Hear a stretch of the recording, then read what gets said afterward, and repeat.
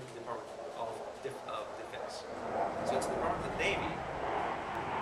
Speaking of Department of Defense, and F-14 is flying about today. Yes, they are the ones that are most interested in seeing OTEC in development. Now, besides using seawater for electricity production for OTEC, the seawater has many other uses. When John Craven came to NELHA on the governor's request, the governor asked him to produce electricity from the ocean. John said, why stop at electricity? Let's do all of these things. After we make electricity from OTEC, let us use the water that's out of the condensate for irrigation. But let us also use that cold seawater after you make electricity to grow food, because Hawaii imports lots of their food. Even the seafood in Hawaii is imported, sadly. And also let's use the cold seawater for air conditioning. It's one of the best ways to use that cold temperature. Here at NELHA, many of the companies use the cold seawater for their air conditioning, saving them 80% on their electric bills. That's because we need to run air conditionings all year long here in Hawaii. Here's a typical installation of a titanium heat exchanger, plate heat exchanger. This is a fairly large building, but it doesn't take too much. All you're basically doing is running cold seawater into and some fans, and you're able to cool this building. Cool a building like that. The Gateway Center is also cooled by seawater, and this is a net zero facility. In fact, we produce more electricity than we use and send the rest back onto the grid.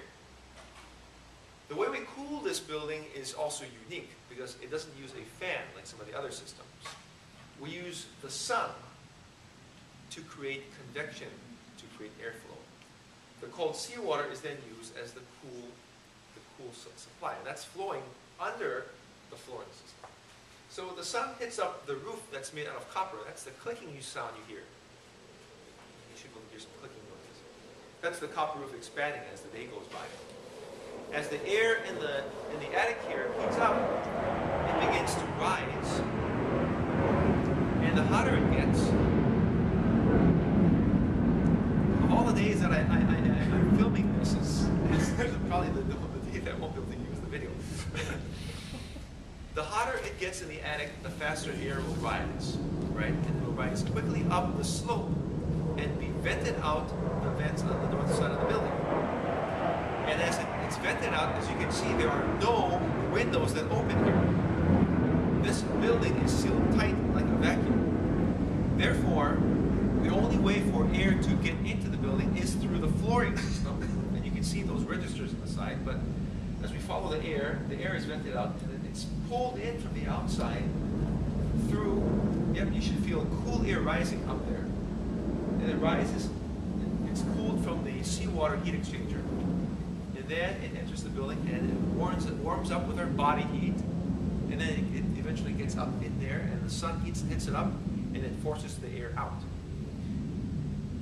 Because we have about 70% relative humidity in the air around us, we're able to, because this is at colder than the dew point, we're able to condense all of that water.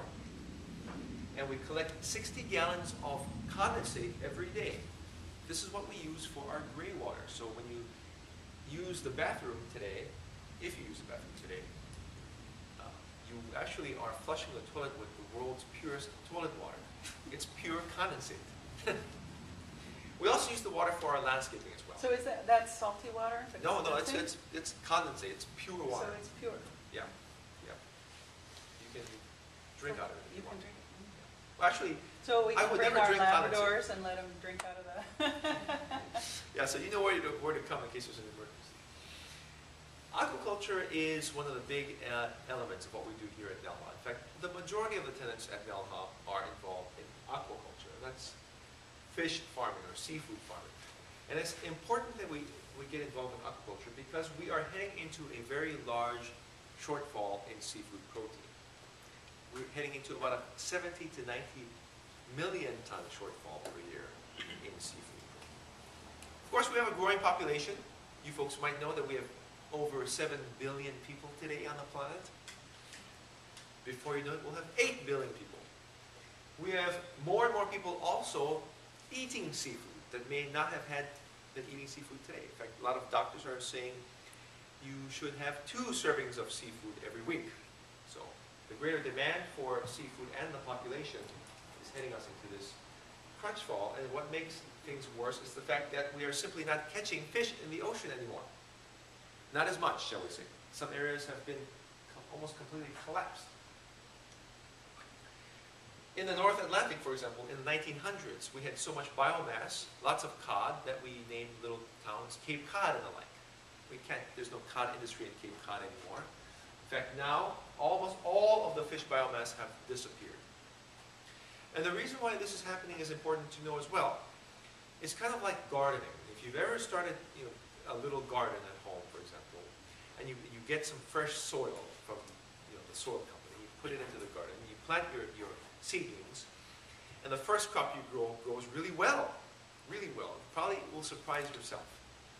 Then the second crop you grow, assuming you don't add any fertilizer to it, doesn't do so well. And then the third crops barely even survive. Okay, this is what people will find.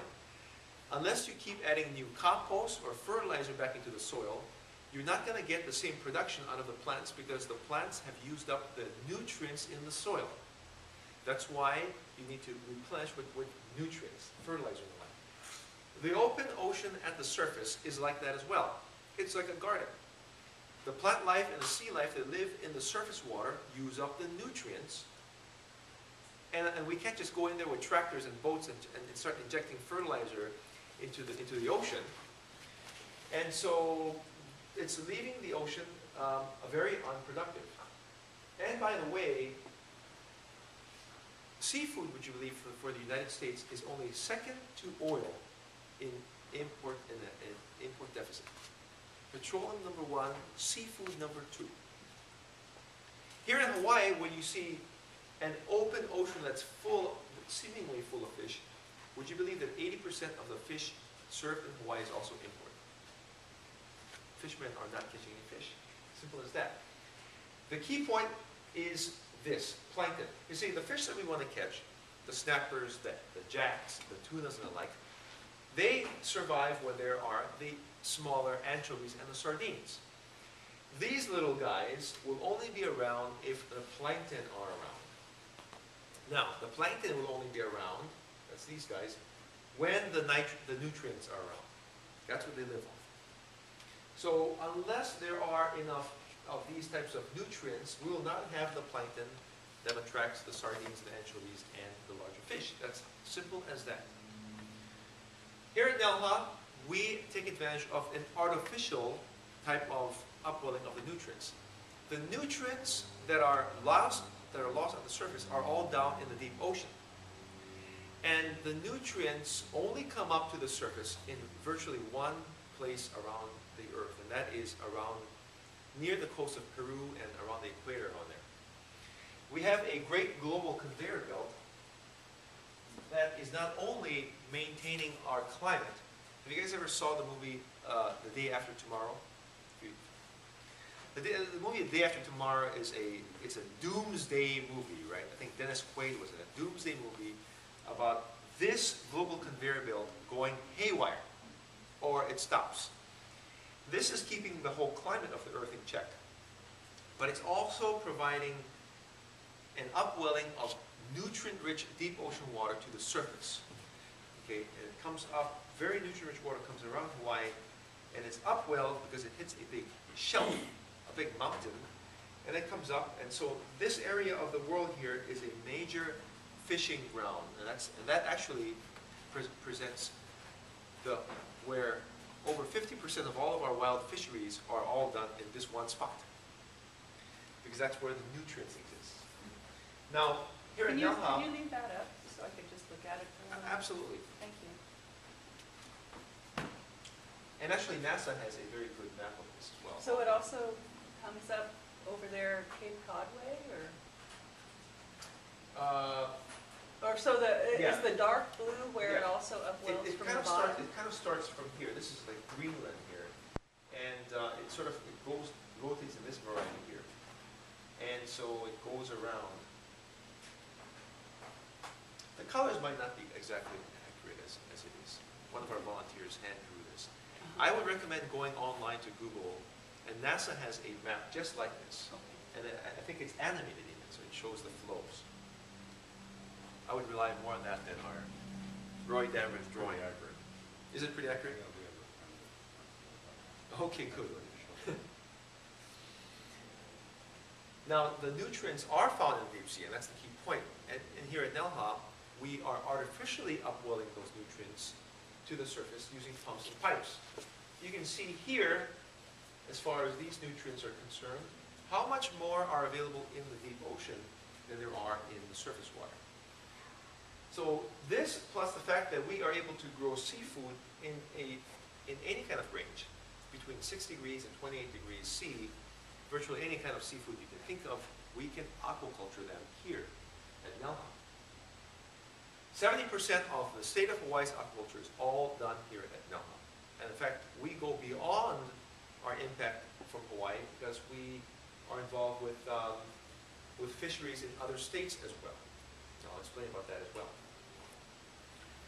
Well, you'll get to see the abalone farm, but this is the world's largest land-based abalone farm.